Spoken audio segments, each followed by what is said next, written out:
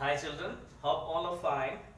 And yesterday we stopped there about insectivorous plants. I drew the picture of a pitcher plant, and the pitcher plant that is the most suitable example for insectivorous plants because it traps and eats the insects as their food. Okay, and today we are going to discuss about saprotrophs. Saprotroph, this is the word it is given in the textbook. So my intention is to explain today what are saprotrophs. Okay, see, saprotrophs. You might have seen packets of mushrooms sold in the vegetable market. And mushroom, have you seen mushroom? Mushroom, the shape is just like an umbrella. You might have seen at the rainy season now we can see just like an umbrella shaped. And one more thing is there, mushrooms are the only edible fungus. Mushrooms are edible fungus, in the sense we can eat, and mushrooms are the only edible fungus. Okay, see, you may have also seen fluffy umbrella-like the patches growing in moist soils or in rotting wood during the rainy season. As I just now I said you, these mushrooms grow during the rainy season, and the structure is just like an umbrella shaped structure. And as I told you, one more example, one more important point. What is that? Mushrooms are the only one edible fungus. It's an edible fungus. Edible in the sense already I said you the meaning. You might be knowing that. Let us find out what type of nutrients they need to survive and from where they get them. Actually, mushrooms also one kind of plant, and since chlorophyll is not there, from where do they get nutrients? That's what we are going to discuss. And here in page number 6, packet of mushrooms, a mushroom growing on a decayed material, especially this decayed wood, and in such areas where the moisture is available, in such areas these mushrooms grow. Bojo wants to know how these organisms acquire nutrients, and that is what I said now. And since mushrooms, they won't synthesize or prepare food for themselves, and then where do they get food? Activity, one of the activities given here, see activity 1.2. Take a piece of bread and moisten it with water. What should we do? Take a piece of bread and moist it with water. Leave it in a moist, warm place for 2 to 3 days or until fluffy patches appear on them. Actually, already you might have seen these decayed bread pieces. Now you can see some fungus will be growing there, and see. What is the color of these patches? Observe the patches under a microscope or a magnifying glass. Write down your observations in the notebook. You will see cotton-like threads spread on the piece of bread. Cotton-like threads, no? If we see with the help of a microscope or a magnifying glass, we can see, cotton-like threads spread on the surface of the bread, and they are called fungus. And these organisms are called fungi. The picture is given here.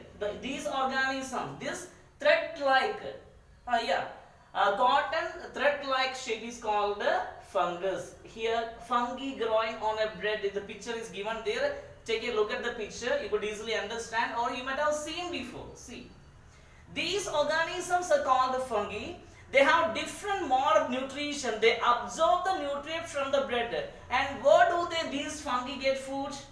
They absorb the nutrients from the bread itself. Hope you understand. These fungus, they get food from the bread itself. This mode of nutrition in which organisms take their nutrients from dead and decaying matter is called saprotrophic nutrition. The first word what I wrote on the board, the first phrase. The organisms, which take in nutrients from dead or decayed matter. Dead in the sense lifeless or decayed matters, and they are called that mode of nutrition is called saprotrophic nutrition. Such organisms with a saprotrophic mode of nutrition are called saprotrophs. And what is the most suitable example for saprotrophs? And they are fungus or fungi, which we have already seen in this figure. And where do they get food? These fungus, and it grows in the bread itself. Do you understand? And it made use of this decayed bread, and bread is the food for that. And that is the reason these kind of organisms, they use a mode of nutrition called saprotrophic nutrition, and that is the reason. And such organisms, those who use saprotrophic nutrition, are called saprotrophs. And it is one of the most important points. You must remember that. Fungi also grow on pickles, leather, cloths, and other articles that are left in hot and humid weather for a long time. Even shoes, shoes. If I think it's one of the things which is in our uniform, school uniform. Shoes are there, no? If you keep the shoes in rain, and if you are not touching that for for a long time, you can see this cotton thread-like structure there. And what is that? Fungus. And the most suitable figure is given in the picture, and this fungi which are growing on the bread you might have seen already. And even it grows in the pickle to pickle. Uppinkai is something you call now. If it decays, automatically the fungus will grow there. Ask your parents about the menace in the sense threat of fungi in your house. The fungal spores are generally present in the air. When they land on wet and warm things, they germinate and grow. Actually, these fungus, with the help of moisture, wet areas, they germinate just like a seed. These fungus, they germinate and grow. And where will they get the food? From the decayed matter where it grows, and it made use of that thing only as a food. Now we can figure out how we can protect our things from getting spoiled. So you should understand this. We should not keep our shoes outside for a long time, especially in rainy season, or there may be a chance to grow this kind of fungus. And the same manner, while we use pickles now, if you are not using in a proper manner, suppose the spoon what we use in order to take the pickle from a jar, if it is wet, and there may be a chance to spoil that pickle. So you just think about such kind of things. Ask your parents in order to prevent this kind of fungus and all. Some organisms live together and share both shelter and nutrients. This relationship is called symbiosis. Symbiosis, one of the other words what I have written on the board. It is one of the most important points. There may be a chance in getting this question in the examination. For example, certain fungi lives inside the roots of the plants. The plants provide nutrients to the fungus, and in return the fungus provides water and certain nutrients like some of the legumes and of course dal. In these kind of plants, they allow some kind of fungus to grow inside the roots. Hope you understand. Some kind of plants allow these kind of fungus to grow inside the roots. The plants provide nutrients to the fungus. What will the plant provide to this fungus? The plants provide nutrients to the fungus. In return, the fungus provides water and certain nutrients. Give and take policy.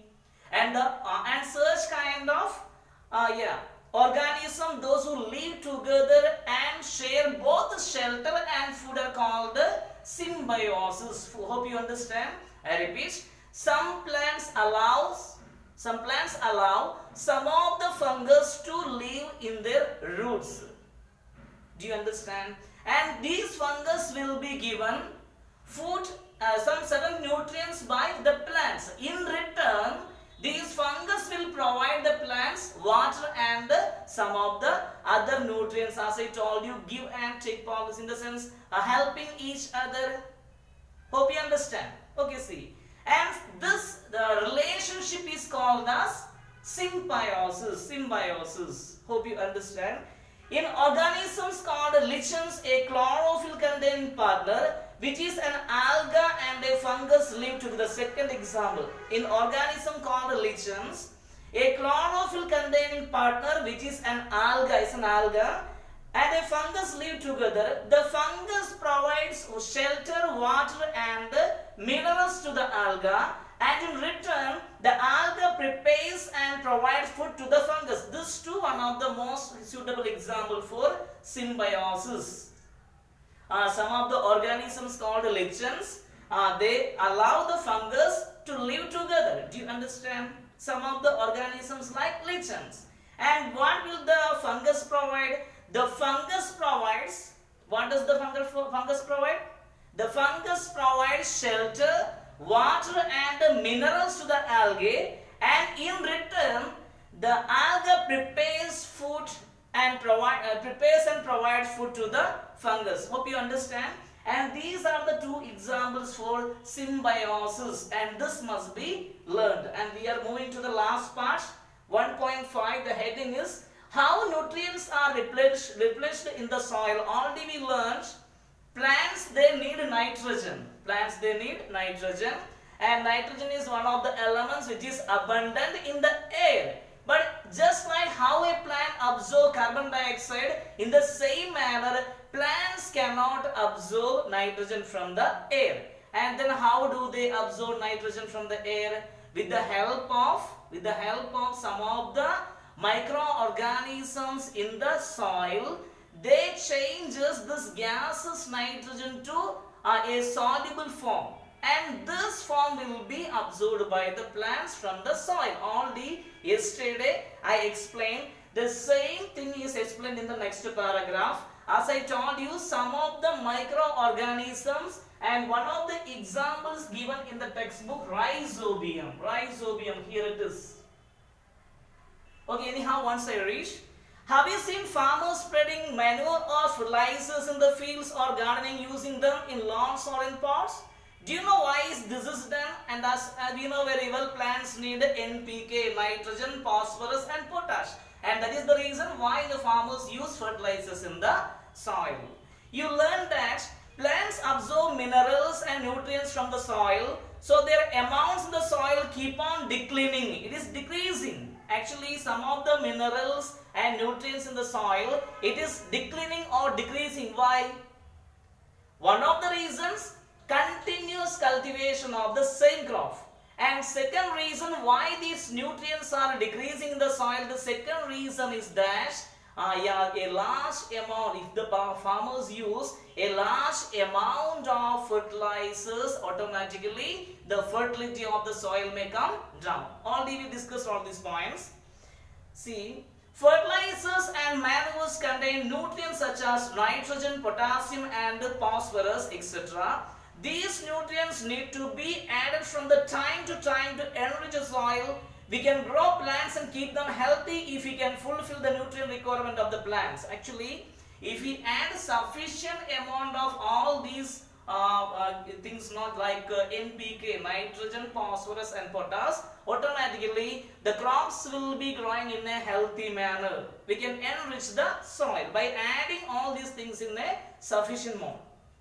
Usually, crop plants absorb a lot of nitrogen and soil becomes deficient in nitrogen. Actually, already we discussed. In air it is abundant, but in the soil it is comparatively less. You learn that through nitrogen gas is available in plenty in the air, though nitrogen gas is available in plenty in the air, plants cannot use it in the manner they can use carbon dioxide. Already I said all these points. Some of the microorganisms like rhizobium, it transforms or changes gaseous nitrogen to a soluble form, and this soluble form will be absorbed by the plants from the soil. Already we said, and one of the example is given there. Rhizobium is the name of one of the bacterium. See, the bacterium called rhizobium can take atmospheric nitrogen and convert into a usable form or soluble form, I said just now.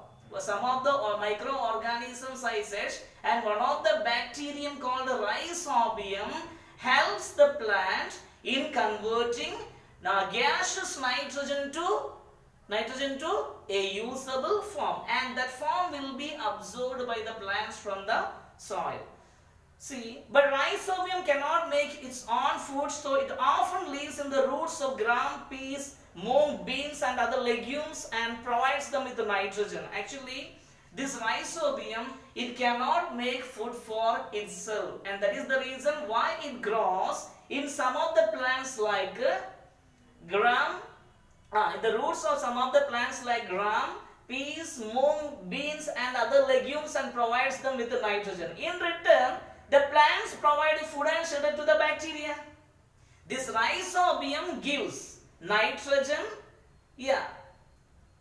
This rhizobium bacteria, it lives in the roots of some of the plants like grams, bees, mung, bees, etc.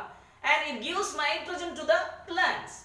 And whereas in return the plants gives food and shelter to this bacterium called rhizobium. Hope you understand. Actually, my intention is to finish this lesson today, and that is the reason why I spoke little fast today. If you are not unable to understand, you are allowed to call me. Okay, see. They thus have a symbiotic relationship. This association is of great significance for the farmers. And farmers is a gift for them. Why? Because this rhizobium grows in the roots of some of the plants like, just now I said, gram, peas, mung, beans, etc. And it provides nitrogen to the plants. In return, these plants provide shelter and food to this bacterium called rhizobium. They can reduce the use of nitrogenous fertilizer where leguminous plants are grown. Actually, if you use nitrogenous fertilizers in a large quantity, it may cause to water pollution. And second disadvantage, the fertility of the soil may come down. So whereas instead of using these kinds of nitrogenous fertilizers, the farmers can grow these kind of crops like grams, then peas, mung, beans and other legumes. Hope you understand. And even dal also one of the example for pulses. Most of the pulses are obtained from leguminous plants. And this is the lesson. Actually, see, in this lesson what you have learned, just learn this. There are certain points and the keywords, almost all the keywords I clearly explained from this lesson, like autotrophic, chlorophyll, heterotrophs, host, insectivorous, nutrient, nutrition, parasite, photosynthesis. Regarding photosynthesis, I spoke something more in this class. In the sense, according to this lesson, saprotrophs and saprotrophic nutrition we discussed today. Stomata. Stomata, do you remember? On the leaves, there are tiny pores, and which helps the plants to absorb carbon dioxide from the air, and that pores are called the stomata. And chlorophyll is the green pigment which helps in photosynthesis. All these points we discussed. Hope you understand. See, today is 7th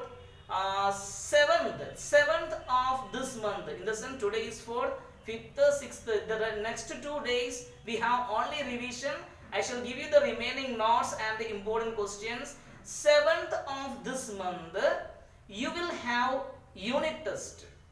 So study well and try to score good marks and try to be the student of month. Student of this month, you'll be awarded. Hope you understand. So study well. Thank you.